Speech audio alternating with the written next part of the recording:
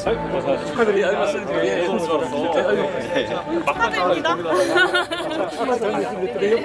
아까 전에 동생끼리 열리셨어요. 고생하셨습니다. 예.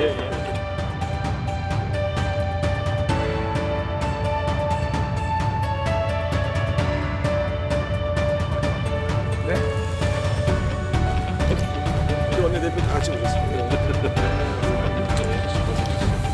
반갑습니다. 네. 많이 야위셨어요. 네.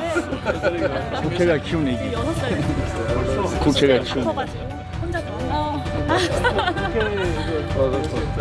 맞아요. 곧 학교 갑니다. 기대해 주셔서 고맙습니다. 네, 반갑습니다. 네. 축하 또 할까요? 네. 우리 국회에서 바쁘실 텐데 그렇게 시간 내주셔서 감사드립니다. 하여튼 한겨울이긴 한데 우리 야당 대표님들 또 원내 대표님들을 이렇게 뵈니까 진짜 봄이 오는가 싶습니다. 이 정치라고 하는 것도 우리 국민들한테 정치라고 하는 게 우리 국민들께 희망을 만들어 드려야 되는데 가끔씩은 우리 국민들이 오히려 정치와 국가를 걱정하는 일들이 벌어지기도 합니다. 제가 이번에 중국 또 일본 이렇게 방문을 하고 보니까 대한민국의 위상이 정말로 많이 바뀌었다 그런 생각이 들었습니다. 우리가 스스로 생각하는 것 훨씬 그 이상으로 대한민국의 국가적 위상에 대해서 전혀 다른 평가를 받고 있구나라는 생각이 들었습니다. 그러면서 또 한편 드는 생각은 소위 국익이라고 하는 국가적 이익이나 아니면 우리 국민 전체의 대외적인 위상이나 이런 것들을 고려하면 대외적 관계에서는 가급적 함께 힘을 모아 가야 되겠다. 그러기 위해서 더 각별한 노력이 필요하겠다는 생각이 들었습니다. 대체적으로 보면 대외 관계에 있어서는 또 국가적 이익이라고 하는 측면에서는 다른 나라들도 대체로 그랬던 것 같습니다. 지금도 그런 것 같고. 그래서 우리 야당의 우리 대표단 여러분께도 대외 관계, 국가 안보나 외교상의 문제에 대해서는 가급적 힘을 좀 모아 주십사 하는 부탁을 다시 한번 꼭 드리고 싶습니다. 뭐 지금까지도 많이 협조해 주고 계신 건 분명한데 조금 더 부탁을 드리고 싶습니다. 그리고 또 한 가지는 역시 대통령이라고 하는 역할이 국민 통합이 정말로 중요하다. 우리 국민들은 아주 다양한 생각을 가지고 계신데 또 입장도 다양한데 그걸 전체적으로 다 반영하도록 노력해야 되겠다는 생각이 점점 더 강해지고 있습니다. 제가 얼마 전에도 그 말씀 한번 드렸는데 다양성을 우리가 최대한 보장을 해드려야 되고 대통령이 민주당 대표가 아니고 민주당 대표는 여기 계시고 저는 잠시 민주당 대표를 하긴 했지만 이제는 당적을 가지고 있기는 해도 전 국민을 대표해야 되는 그런 위치에 있기 때문에 파란색이기 위해서 반드시 노력해서는 안 된다. 그럼 빨간색이 소소하지 않겠어요? 빨간색이 안 보이는데 오늘. 네. 오렌지. 오렌지색. 그래서 오렌지색도 섭섭하지 않게 세상은 빨간색, 파란색, 오렌지색, 노란색 다양하게 있다. 대통령이 한쪽 색깔만 자꾸 비춰서 해야 되겠냐 이런 말씀을 그때 드렸는데 역시 그 점도 저의 역할인 것 같습니다. 소위 국민통합이라고 하는 것에 대해서 우리 입장이 다양하긴 하지만 우리 야당 대표 여러분께서도 많이 배려해 주시고 좀 도와주시면 감사하겠습니다. 그리고 이제 현안 관련돼서 하나 좀 부탁을 드리면 대한민국이 지금 수도권 일극 체제 때문에 여러 가지 문제가 발생하고 있습니다. 뭐 주택 문제도 그렇고 또 산업 배치 문제도 그렇고 특히 최근에 아주 현실적으로 전기 문제가 당장의 제약 요인으로 다가오고 있는데 어쨌든 이 수도권 일극 체제를 극복하기 위한 지방 분권 균형 발전 문제에 뭐 관심이 많으시겠지만 앞으로 더 관심 좀 가져주시고 또 가능한 협력 방안이 있다면 지금 힘을 좀 많이 함께 모아주시기를 부탁드립니다. 다행히 지금 뭐 광주, 전남, 또 충남, 대전 그리고 다른 지역에서도 얘기들이 조금씩 나오는 것 같은데 가급적이면 이 지역 균형 발전이라고 하는 측면에서 광역 도시들이 탄생을 하면 국제적 경쟁에서도 유리하고 지역 균형 발전에서도 큰 계기가 될 수 있기 때문에 여기에 대해서도 함께 좀 힘을 모아 주십사 부탁을 드립니다. 뭐 정치적 결과에 어떻게 되든지는 해당 지역 주민들이 결정할 부분인데 저희가 이번에 지역 통합을 하면 자치와 분권을 강화한다는 측면에서 재정적 측면에서든 아니면 권한 배분의 문제 또는 산업 배치 문제 이런데 또 특히 뭐 공공기관 이전 이런 데서 최대한의 인센티브를 좀 보장하려고 합니다.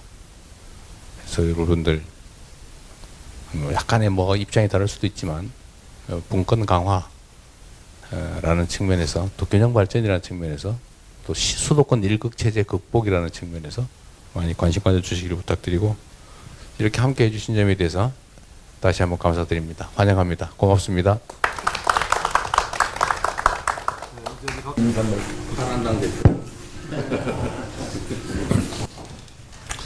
네, 대통령님 이렇게 저희들을 초대해 주셔서 감사드립니다. 우리는 촛불혁명과 빛의 혁명으로 자랑스러운 대한민국의 민주주의 역사를 새로 쓰고 있는 중입니다. 제가 헌법재판소에서 파면 선고가 난 이후 헌법의 적을 헌법으로 물리쳐준 헌법재판관들께 감사드렸고 민주주의의 적을 민주주의의 힘으로 물리쳐준 국민 여러분들께 감사드린다고 인사드렸습니다. 그 일에 우리 국민들은 응원봉을 들고 오늘의 이재명 민주정부를 탄생하는 데까지 많은 국민들께서 정말 노력을 많이 해 주셨습니다. 이 내란을 극복하는 과정은 오롯이 국민 여러분들의 덕분입니다. 대한민국의 국가 경쟁력은 대한민국 국민이란 말이 있습니다. 국민과 함께 새로운 대한민국 역사를 앞으로도 써 나갔으면 좋겠습니다. 저는 여당 대표이기 때문에 짧게 말씀을 드리는데 한 가지만 더 추가해서 말씀드리면 잘 아시다시피 우리 대한민국 민주주의 선진국에서 친위 쿠데타가 일어난 것도 놀라운 일이었지만 K민주주의의 놀라운 회복력에 전 세계인들이 사실 놀라고 있습니다. 대한민국이 정상화되는 것만으로 코스피가 5천을 향해 달려가고 있고 6천, 7천도 가능하다라는 전망이 있습니다.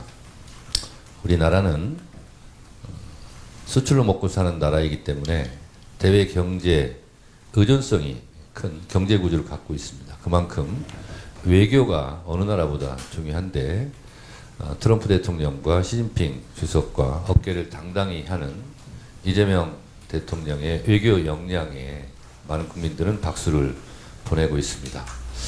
이러한 대통령의 외교 능력이 더 충분히 발휘되어서 대한민국의 위상을 높이고 대한민국 국가 브랜드가 수출 경제로 선순환하는 그런 역할을 앞으로도 충분히 해주시기 바랍니다.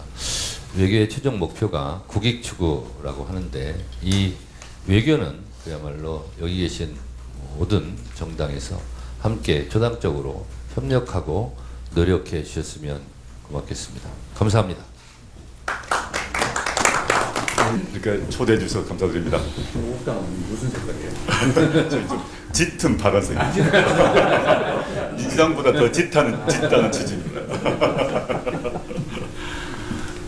대통령께서 이제 한중 정상회담에 이어서 한일 정상회담까지 돌아오셨는데 돌아오실 때마다 큰 성과 가지고 오셔서 정말 자랑스럽습니다. 그리고 아까 대통령께서 말씀하셨습니다만은 대통령은 민주당만이 아니라 국민 전체를 대변하는 자리다 이런 말씀 항상 감명 깊게 듣고 있고 그런 실천하신 점에 있어서도 참 기쁩니다. 이런 점에서 보면 드디어 우리나라가 정상국가가 되었구나 이런 생각을 하고 국민의 한 사람으로서 또 정당의 대표로서 기쁘다는 말씀 드리고 싶습니다. 그리고 대통령께서 조금 전에 말씀하셨습니다만은 후보 시절부터 5극 3특 전략 조정하셨는데 조속히 실현되기를 바라고 있고 이렇게 해야만 국가균형 발전 해결된다고 봅니다. 그리고 지역 경쟁력 강화된다고 보고 있기 때문에 조국혁신당은 이미 행정 통합을 지지한다는 말씀을 드린 바 있습니다. 근데 저로서 하나 덧붙이고 싶은 말씀은 이번 6월 지방선거가 다가오는데 실제 이미 여야 사이에 이견이 없는 지방분권, 지역균형 발전 그런 조항을 헌법 1조에 넣는 그런 원포인트 개헌을 하면 어떻겠는가 생각입니다. 물론 이 원포인트 개헌을 할 때 역시 또 여야 이견이 없는 헌법 전문 개정, 이제 60 항쟁, 5.18, 그 다음에 부마민주항쟁 이런 경우는 얼마든지 원포인트 개헌을 할 수 있지 않나 싶고요. 물론 그 외에 다른 여러 가지 개헌 사항은 지방선거 이후에 논의를 통해서 할 수 있겠지만 지방선거란 의미를 생각하면 지방분권, 지역균형 발전 조항만큼은 개헌할 수 있지 않나 생각을 합니다. 그리고 일본에서 활동하시면서 당부 메시지를 보낸 것을 들었습니다. 검찰개혁이 잘 제대로 마무리되기를 바라고 있고 검찰개혁을 추구하는 정당이 드디어 국회에서 다수를 차지하게 된 그런 천재일우의 시간이라고 봅니다. 확실하게 매듭 지었으면 좋겠다는 말씀 드리고 싶습니다. 그리고 제가 이제 민주당이나 국민의힘과 달리 중소벤처정당 대표입니다. 그래서 중소벤처정당 대표로서 정치개혁 필요성에 대해서 한 말씀 올리고자 합니다. 대통령님께서 2018년 성남시장 시절에 하신 말씀이 있습니다. 지방적폐 온상 기초의원 2인 선거구제를 폐지하자 이런 말씀을 쓰신 바 있는데 저는 100% 1000% 동의하고 있습니다. 이 방향으로 가야 된다라는 말씀을 한번 해주시면 좋겠다는 마음이고요. 이렇게 되면 지방정치의 풍토가 완전히 해결될 것이라고 좀 확신합니다. 좀 딱딱한 말씀 드렸는데 근래 저희 당 당원들이 만들어서 돌리고 있는 사자성어가 있습니다. 한 말씀 드리겠습니다. 명성조동인데 아마 모르실 겁니다. 저희 당 당원들만 하는 얘기인데 이재명 정부의 성공을 위해서 조국혁신당은 함께한다. 명성조동입니다. 조국혁신당은 국민주권정부의 성공을 바라고 있고 그걸 위해서 우당으로서 확고히 협력함과 동시에 레드팀 역할로 열심히 하겠습니다. 감사합니다. 사자성어 같은 준비를 못했는데 어떡하죠? 신년을 맞아서 정당 대표들과 이런 자리 마련해 주셔서 정말 감사드립니다. 소통으로 통합의 힘을 만들고자 하시는 대통령님의 뜻에 깊이 공감합니다. 실시간 생중계되는 국무회의와 업무보고 또 타운홀 미팅에 많은 국민들께서 이미 호응과 지지를 보내고 계십니다. 통합의 의지를 강조하셨던 4년 전 대선 때를 저는 기억합니다. 후보 등록 후 첫 기자회견 하셨을 때 증오와 분열, 보복 정치를 넘어서 화해와 협력, 공존과 연대를 추구하는 통합 대통령이 되겠다고 이미 천명하셨습니다.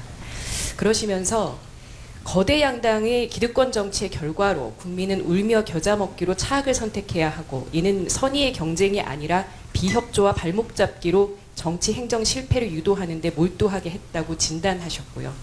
적대적 공생이라 불러 마땅한 거대 양당 체제 속에서 민주당이 누려온 기득권을 모두 내려놓겠다고 약속도 하셨습니다.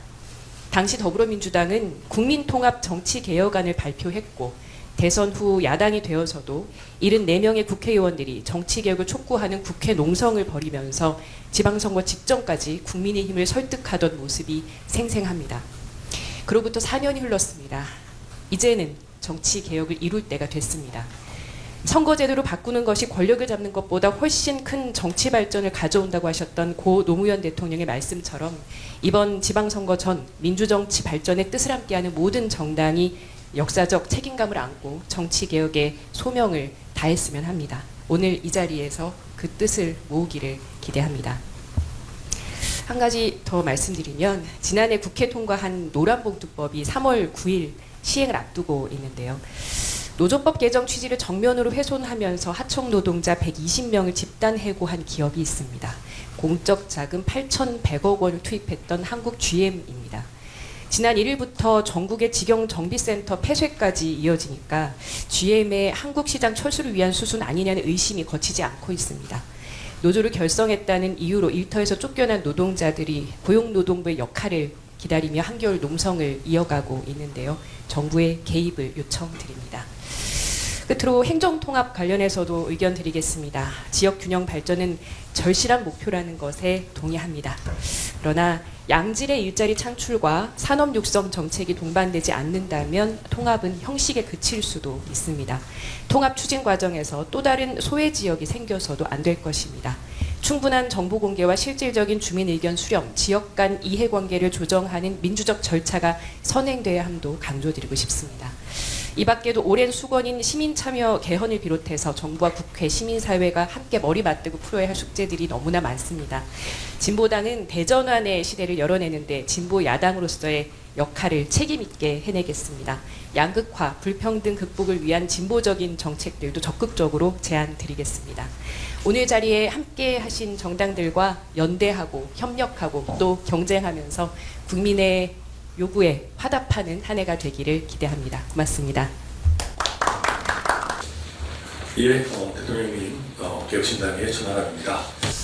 오늘 이렇게 또 신년을 맞아서 초대해 주셔서 감사하다는 말씀드리고 대통령님께서 주신 말씀처럼 외교와 안보 영역에서는 또 다소간의 생각의 차이가 있더라도 국익을 위해서 최대한 협력하겠다라는 또 다짐의 말씀도 드립니다.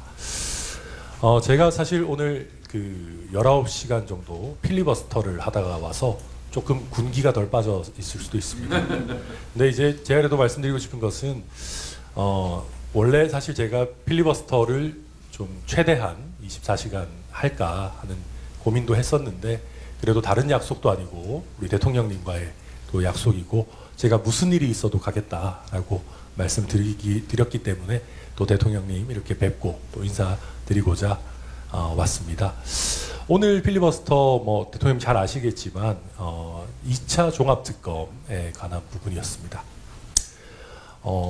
저는 오늘 이렇게 필리버스터를 좀 생각보다 일찍 종료하고 대통령님 뵈러 와야겠다라고 생각한 것이 필리버스터를 더 하는 부분도 의미가 있겠지만 사실 실질적으로 이 2차 종합특검법에 대해서 제2요구를 하셔서 다시 한번 국회가 논의하도록 하실 수 있는 권한을 가지신 분이 대통령님이시기 때문에 오늘 뵙고 2차 종합특검법의 제2요구권을 행사해 주십사 하는 부탁의 말씀을 드리려고 왔습니다. 당연히 3대 특검에서 부족한 수사들이 있다라고 하면 해야 되겠죠. 그런데 3대 특검법에 보면 이제 그 부분들은 경찰 국가수사본부로 자연스럽게 다 인계가 되도록 되어 있고 실제 인계가 되어서 지금 국가수사본부가 담당하고 있는 그런 상황입니다. 그런 상황에서 사실 특검은 여당의 무기는 아니거든요. 대통령님께서 행안부 장관 산하에 있는 경찰의 국가수사본부에게 열심히 수사하시라. 이거는 대통령님 관심 사항이시기도 하고 여당의 최대 관심 사항인데 최선을 다해 수사하라라고 하면 저는 국가수사본부장이 눈에 불을 켜고 어쩌면 2차 종합특검을 하는 것보다 더 잘할 수도 있다라고 생각합니다. 그리고 그렇게 해주신다면은 저는 이게 국가수사본부와 경찰에게도 굉장히 뜻깊은 일이 될 것이다. 굉장히 중요한 중차대한 사안에 대해서 대통령님께서 대통령님 지휘 하에 있는 경찰과 국가수사본부를 믿고 사건을 맡겨주신다고 하면 또 경찰로서도 굉장히 중요한 사건에 특수수사 역량을 이번 기회에 더 한 단계 업그레이드 시키는 그런 뭐 좋은 계기가 될 수도 있다고 생각합니다. 기존에 검찰개혁 뭐 여러 논의들이 있을 때, 수사기소 분리 같은 게 있을 때 검찰의 수사 역량을 강조할 때 대통령님께서도 그렇고 민주당에서도 무슨 소리냐, 경찰도 수사하면 잘할 수 있다, 그런 말씀들 많이 해주셨었는데, 저는 이번 기회에 여당이 죽은 권력을 부관 참시하기 위해서 특검을 재차하는 이런 나쁜 선례를 만들기보다는 필요하면 특검에서 활약했던 국가수사본부의 수사관들, 그리고 뭐 특검에 파견 나갔던 검사들도 합쳐서 뭐 합동수사본부를 만드셔도 되지 않겠습니까? 그렇게 한다면 오히려 2차 뭐 특검을 하는 것보다 더 효율적이고 또 뭐 비용도 훨씬 적게 드는, 인건비를 아끼면서 이게 뭐 돈의 문제보다도 국가 예산을 또 허투루 쓰지 않는 그런 대통령님의 중요한 모습도 보여주실 수 있다고 생각하고요. 그리고 그것보다 제가 오늘 좀 드리고 싶은 말씀이, 이게 뭐 절대 그럴 사람들은 아니지만 윤석열 정권에서 최상병 특검이나 김건희 특검 같은 것들을 수용했다면 저는 역사의 물결은 굉장히 많이 바뀌었을 거라고 생각합니다. 물론 그 직접적인 문제가 있는 부분들이랑 좀 다릅니다만은, 그래도 여야를 가리지 않고 대통령님께서도 통일교의 이 정교 유착 문제를 굉장히 강하게 질타도 하셨었는데, 여야 가릴 것 없이 통일교 특검이라든지, 특히 또 이번에 지방선거를 앞두고 있는데 뭐 돈공천 관련한 어떤 특검이라든지 이런 부분들 혹여 여당이나 뭐 대통령님 가까운 분 포함해서 수사 대상이 될 수 있다 하더라도, 아니 특검이라는 게 내가 쓰는 칼뿐만이 아니라 정말 공정한 수단이다라는 것을 대통령께서 보여주신다면은 저는 이게 대한민국 대통령제와 정치 역사에 어마어마한 성취와 진보가 될 거다, 그렇게 생각하고, 이제 뭐 오늘 지방선거 관련 얘기도 많이 해주셨는데 지방선거 전에 돈공천 특검을 하게 된다라고 하면 뭐 이번 지방선거 때 누가 무서워가지고 뭐 공천원금 받겠습니까? 한국 역사상 가장 깨끗한 지방선거를 이번에 치러내는데도 도움이 될 수 있다라는 말씀 드려서, 우리 대통령님께서 이게 특검이 공정하게 잘 사용될 수 있도록 좀 살펴봐 주시기를 부탁드리고, 그리고 마지막으로 오렌지색도 고려해 주시겠다라고 하신 말씀 진심으로 감사드리고, 저희가 아무래도 좀 젊은 세대들의 이런 또 지지나 관심을 많이 받고 있는 정당이니만큼 요즘 청년 세대들 뭐 AI니 뭐니 해서 쉬었음 청년이니 해서 정말 어렵습니다. 요즘 정년 연장 논의도 있고 뭐 다양한 부분들이 있지만 굉장히 어렵고 꿈과 희망을 하루하루 더 낮춰가고 있는 우리 청년 세대에게도 꼭 많은 관심과 지원을 부탁드린다는 말씀드립니다. 오늘 너무 감사합니다. 준비한 말씀 드리기 전에 2차 특검 관련한 이야기를 좀 드려야 할 것 같습니다. 12.3 내란을 죽은 권력의 문제다라고 말씀하셨는데, 내란 공판 과정을 보면 사형이 구형되는 그 순간까지도 실실 웃으면서 국민들을 조롱했던 그 모습을 많은 분들 기억하실 겁니다. 그리고 내란에 동조했던 내란정당 국민의힘은 여전히 기세등등합니다. 이게 과연 죽은 권력에 대한 문제인가라는 말씀을 드릴 수밖에 없고요. 애초에 이 내란 특검은 경찰이 셀프 수사를 할 수 없고, 또 김건희 특검 같은 경우는 지난 3년 동안 검찰이 제대로 수사하지 않았던 문제 때문에 출발을 했던 것입니다. 외환, 군사반란 혐의, 노상원 수첩, 그리고 양평고속도로 문제까지 3대 특검의 미진한 수사 대상들이 정밀하게 나열이 되어 있습니다. 예산 문제도 말씀 주셨는데, 검찰 예산의 1% 정도도 민주주의의 회복을 위해서 쓰지 못할 이유는 저는 없다고 생각하고요. 개혁신당이 국민의힘과 공조하여 필리버스터에 나선 것은 개혁신당을 위한 선택이셨겠으나 정치의 본질은 국민이라고 생각합니다. 대한민국 민주주의를 바로 세우기 위해서 국회와 정부는 힘을 합쳐야 하고, 오늘 만남의 취지도 그런 것일 거라고 저는 생각합니다. 그래서 그런 부분을 더 깊이 오늘 여기에 참석해 주신 분들을 포함하여 천하람 원내대표님께서도 헤아려 주시기를 부탁드립니다. 그리고 미래를 위한 제안도 한 말씀 드리려고 하는데요. 제가 농어촌 기본소득 시범사업 실시한 이후에 전국의 군 단위를 정말 많이 돌아다녔고요. 전국 순회를 한 2번, 3번 정도 다녔습니다. 10개 시범사업 지역 중에 충북 옥천을 제외하고 모든 지역에 제가 다 가서 주민들을 만났는데, 영양군에 갔을 때 영양군에 계신 한 어르신이 너무 내가 솔직히 이재명 안 뽑았지만 기대가 된다 농어촌 기본소득 이런 말씀을 주시더라고요. 그 말씀을 들으면서 농어촌 기본소득을 포함한 기본사회 정책이 이후에 내란을 청산하고 난 이후에 사회통합의 중요한 키가 될 수 있겠다라는 가능성을 봤습니다. 대통령께서 대선 공약으로 내세우셨던 기본사회위원회 설치 근거가 1월 중에 국무회의 심의를 거치는 것으로 알고 있습니다. 조속한 출범을 좀 다시 한번 요청드리고요. AI 대전환의 시대에 부는 늘어나지만 편중이 되고 일자리는 줄어들고 있습니다. 그리고 행정통합이 기업 유치로만 지역에 끝나는 것이 아니라 실제로 지역 주민들의 삶을 바꿀 수 있는 변화로 이어지기 위해서는 국민과 함께 어떤 좋은 방법을 찾아갈 것인가에 대한 수기 공론화 과정이 필요하고 저는 기본사회위원회가 바로 그 역할을 해내야 된다고 생각합니다. 그리고 정부가 AI와 첨단 산업 육성의 인내 자본으로서 국가의 역할이 필요하다라는 점까지 동의하고 있는 것 같아서 굉장히 반가운데요. 국가의 역할이 단순히 민간 자본의 유치를 위한 마중물 역할에만 제한될 필요는 없다라고 생각합니다.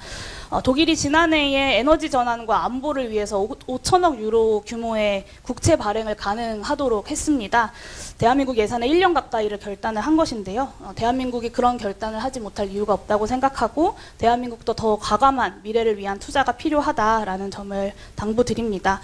그리고 국가가 직접 투자한 지분의 이익은 국민 배당으로 환원할 수 있습니다. 10년, 20년 뒤에 지속가능한 성장을 위해서라도 이 분배 선순환을 위한 국가의 적극적 역할이 필요하다는 점도 아울러 말씀드립니다.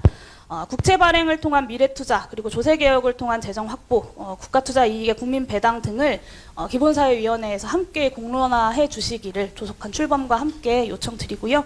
당장의 대처도 중요하지만 10년, 20년 뒤에 격변 속에서 국민 통합을 어떻게 이루어 나갈 것인가까지 국민과 함께 수기해 나갈 수 있는 2026년이 되었으면 좋겠습니다. 기본사회위원회가 그 출발점이 될 수 있도록 정부의 적극적 추진을 마지막으로 요청드립니다. 이상입니다.